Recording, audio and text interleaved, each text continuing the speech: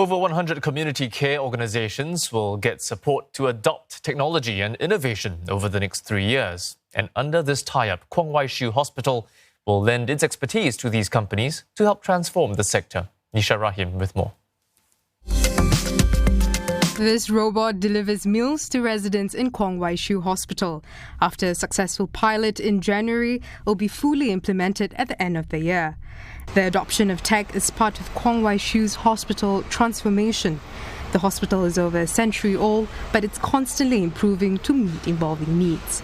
After undergoing a facelift 2 years ago, the hospital is now the largest single-site nursing home in Singapore, with over 600 beds and facilities like a senior care centre.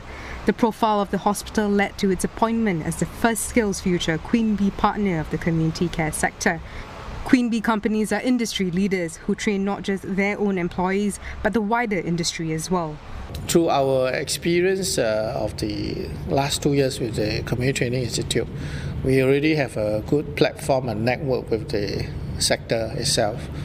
So with this new mandate as well as the resources, we can really reach out to more. A memorandum of understanding was signed between the hospital, Singapore Institute of Technology and Skills Future Singapore on Friday. The agreement will see the hospital help other organizations in the sector to adopt technology and innovation, enhance employee skills and develop talent. We hope that it can reach out to, say, 100 community care organizations in the sector, because the sector is quite fragmented. There are many small entities all over the island.